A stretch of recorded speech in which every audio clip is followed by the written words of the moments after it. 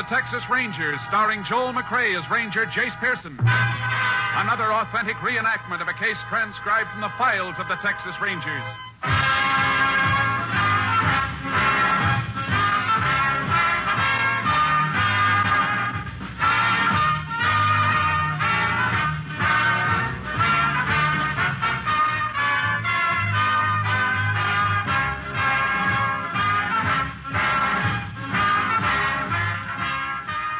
Dates and places in the following story are fictitious for obvious reasons. The events themselves are a matter of record.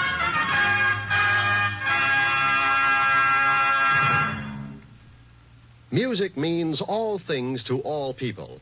Music is relaxation, adventure, Elysian fields of dreams come true. And at this joyous holiday time, music is Christmas. We of NBC feel proud of our Monday evening lineup of truly fine music programs. Tomorrow means more fine music on NBC with the Railroad Hour featuring Gordon MacRae and Lucille Norman in The Happy Prince, a special Christmas Eve production to add to your listening pleasure. Also tomorrow, there's The Voice of Firestone with guest Eleanor Stieber. Later, there's the Telephone Hour with guest soloist Blanche Thiebaum. And tomorrow, enjoy the Christmas program of the Mario Lanza Show with Mario Lanza, lovely Giselle McKenzie, and Ray Sinatra's orchestra. Yes, Monday is your invitation to music over most NBC stations. Make a program note to hear the Railroad Hour, the Voice of Firestone, the Telephone Hour, and the Mario Lanza Show tomorrow. Monday means music on NBC. Hear it on this station.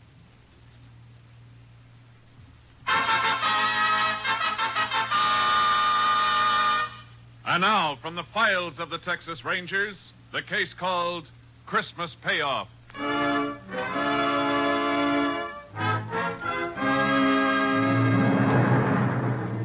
It is 4 p.m. on the afternoon of December 25th, 1940, in the small West Texas town of Rockfield. In his office, Dr. Edward Hartley and his nurse are just clearing up after treating an emergency case, which has taken the doctor away from his family on this Christmas Day. Doctor, before I leave, would you like me to stay? Alice, I would just like you to scoot on home where you should have been hours ago. And what about you? I think it's a shame. The one day in the year families should be together and you have an emergency. Well, anyway, old Mrs. Thompson will feel a lot better now for the holidays. Pretty nasty infection. Mm-hmm. Guess doctoring's the one business can't be run by a time clock. And nursing's a part of doctoring, so I leave when you do. Trapped. Sure would have loved to spend the whole day with the youngsters, though. No, they probably won't even let you back in the house. Christmas got them so excited I don't think they even know I'm gone. Oh, by the way, you sure you won't have supper with us? I'd love to, Doctor, but... Oh, no. Huh? What's the matter? Doctor, you come over the window for a minute? Not another patient. I think so. Well, guess the Christmas tree can wait a little longer. Who is it? I don't know.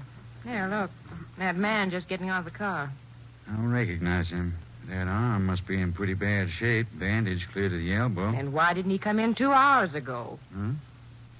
What do you mean? That man was sitting in that car 2 hours ago. Only was parked in front of the house next door. I wonder... Come away from there. What, Doctor, what... I don't want him to see you.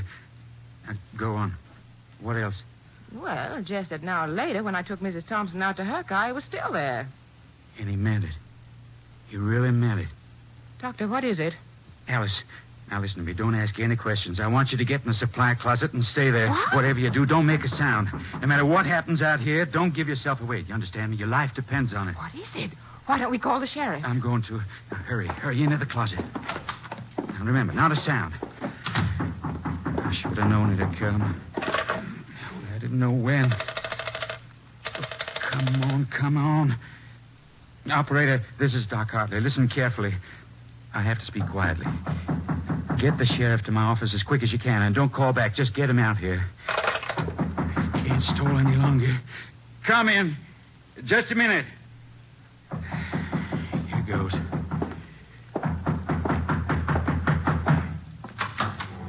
Yes? You Doc Hartley? That's right. Well, can I come in? Oh, of course. Come in.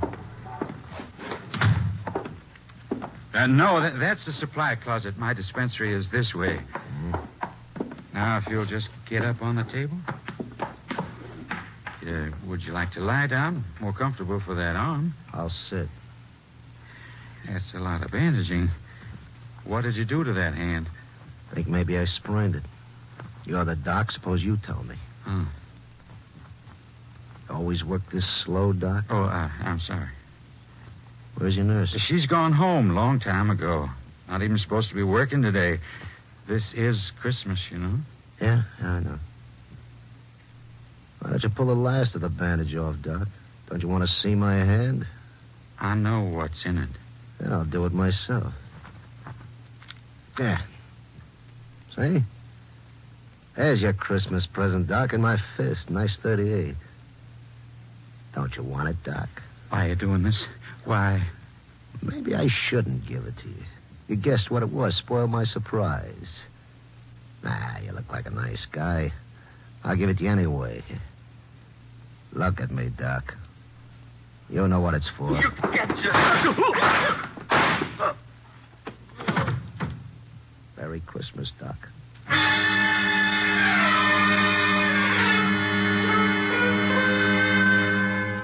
Sheriff Lon McGill, on arriving at the scene of the crime, found Dr. Hartley dead and Nurse Alice Leonard in a state of physical collapse. He immediately asked for the help of the Texas Rangers. Ranger Jace Pearson was assigned, joining the sheriff at the doctor's office a short while later. Photographer will be out of your way in a minute, Jace. The nurse I told you about is in the other room. Maybe you want to talk to her first. Yeah, thanks, Sheriff. She's still as bad off as she was? Oh, she's some better now. It's a rough thing for a woman to have to go through. Yeah, plenty rough. In here, Jace. Alice. Alice, this is Ranger Pearson. It's Alice Leonard, Jace. Been Doc Hartley's nurse for 6 years. Howdy, ma'am. I'm sorry. I just can't seem to get a hold of myself. But it was so horrible. It was horrible. I know how you must feel, ma'am, but you'll be helping a lot by answering a few questions. I tried. Fine. Sheriff here has given me what you told him, so I won't put you through that again. Just want to clear up a few things. You know of anyone who might have wanted Doc dead? Oh, what sort of person would want that? Doctor was a wonderful man. Never had an enemy in his life. Sheriff, he'll tell you that. That's right, Jace. Doc was a real popular man in this town. I never heard a word against him. Friend didn't put him where he is now, Sheriff. Ma'am, you say you saw the killer's face? Yes, through the keyhole. You think you'd recognize him if you saw him again? Yes, I'm sure I would. Good. Now, from their conversation, would you say the doctor knew this man? No. Yet when he saw him through the window, he made you hide in the closet. Yes, that's right. He say anything at all about the man? No. Wait, I remember now. He said something about... He meant it. He meant it? Yes. What is it, ma'am? I just remembered something. A note. What note, Alice? Well, a few weeks ago, the doctor got a letter. I opened it because I take care of his mail. Go on. Inside was just a piece of paper with words cut out from newspapers pasted to it. It said the payoff is soon. What did the doctor say when he saw it? Well, he just laughed, said it was some sort of joke. But I caught him sitting and staring at it a few times after that. You know where that letter is? Well, I think it's in his desk. Miss Leonard, you remember anything about the car this man drove? No, just that it was black, a sedan. Oh, and the front fender had a big dent in it. I remember I could see it from the office window. I think that'll do for now, ma'am. You go home and try and get some rest. Tell the deputy I said to drive you home, Alice. I will. I hope you find the man that did this. I hope you find him. Oh, poor woman. She was mighty fond of the doc, Jace. Must have spent some bad minutes in that closet. Yeah, the doc had a couple of bad minutes, too, Sheriff. The photographer must be finished in there by now. Let's take a look. Nothing's been touched in there, Jace. Everything's just the way we found it. Thought you'd want it that way. Thanks, Sheriff. Let's have a look at the doc. I'll just whip the sheet off him here. He shot at close range, all right. Powder burns. The angle of the shot seemed to bear out the nurse's story. Ballistics will fill us in later. Let's have a look at this desk. Okay, Jace? Well, there's not much on this side, Jace. What's the matter? Drawer full of Christmas candies. That'll be a nice Christmas for those poor kids. Hey, wait a minute, Jace. I think this is what you want. Yeah, that's it. The payoff is soon. No envelope with it? I reckon Doc threw that away. It'd be a tough one to trace. Cheap paper, the message in newspaper captions. And it's used a lot for blackmail because it's so hard to run down. Well, where to now, Jace? Has the doc's wife been told about this yet? No. Been holding off. I sure don't relish it none. Those kids and all. Let's tell her together then, Sheriff. It's a little easier that way. Thanks, Jace. Anything more we can do here? No, but before we go, I want to check on that black sedan with a smashed front fender. See if it's on the stolen car list. Sure thing. If you can spare a couple of deputies, Sheriff, I'd like them to do a house-to-house on this street. Maybe somebody else got a look at that car or the killer. It's a good idea, Jace. There's not much to go on, is there? There's enough. They always leave enough. And this is one killer I want, Sheriff. I want him bad.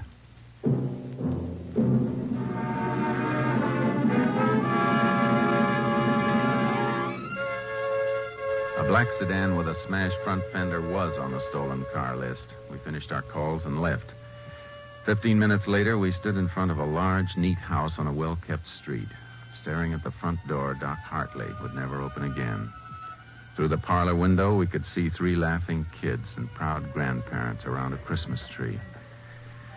It was a rough doorbell to ring. Darling, I thought you'd never... Oh, I'm sorry. I was expecting my husband. Oh, Sheriff McGill. Howdy, Miss Hartley. Can we come in? Oh, why, of course. Please do. I imagine you want to see Ed. I'm sorry. He had an emergency, but if you like, I can... Mrs. Hartley, this is Ranger Pearson. Howdy, ma'am. Hello, Ranger. Pleased to meet you. Ma'am, can we speak to you privately? I mean, in another room, away from them. Of course. Come in here.